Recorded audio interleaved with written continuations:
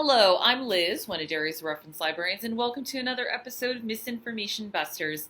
Once a week, we tackle a rumor or a false or misunderstood story, and we try to separate fact from fiction. This week, we're saying goodbye to weekly videos.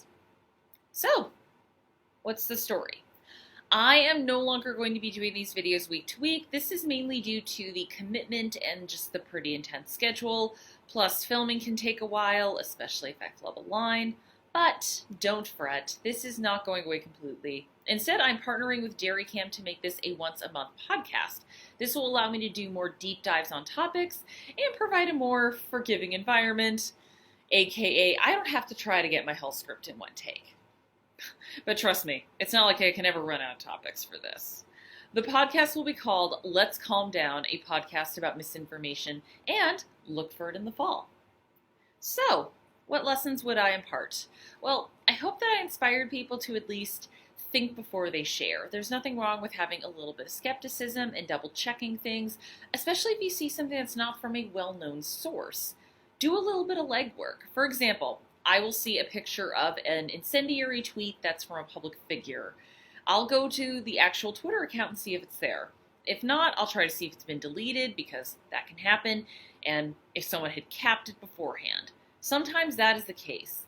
Other times, that tweet never posted by that person. It was a doctored image meant to rile people up. And in a time where online misinformation is rampant, we should be vigilant. So what advice would I give to you?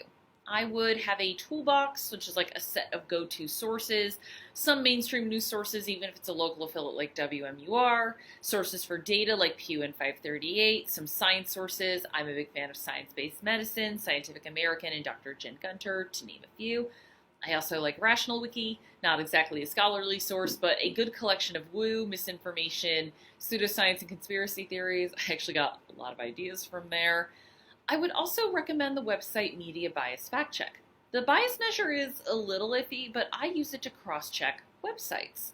There are plenty of sites out there that have official-sounding names like National File or innocuous names like Natural News.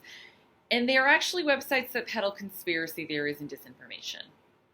And, like everyone else, I check Snopes. Snopes is/was the OG site for stuff like this. I know some of the behind-the-scenes drama with the original husband and wife team gets brought up, but that does not have an impact on the mission of the site, which is seeing if something is true or not. Snopes is still a great resource to fact-check the latest viral meme or some old chain emails. And finally, I'd like to recommend two podcasts. Both inspired me to actually start this segment. The first is The Skeptic's Guide to the Universe. It's a science podcast that's been running since 2005, before podcasting really even had a name. The SGU features science stories and promotes evidence-based thinking, as well as promoting science communication. Each episode always has facts, analysis, and some good critical thinking exercises. The other podcast I'd recommend is Knowledge Fight. It's hosted by a man named Dan Friesen, and his friend Jordan is the co-host. What does Dan do? Dan debunks Alex Jones, doing the hard work so we don't have to. Alex Jones has been a big figure in the conspiracy world since the 90s, and it's actually alarming how much his stuff eventually makes its way into the mainstream and onto primetime shows.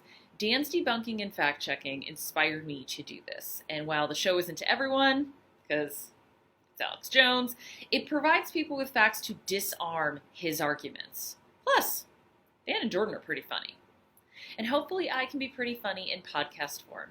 Here's hoping you check me out this fall on Let's Calm Down. So, goodbye for now, and when in doubt, ask a librarian.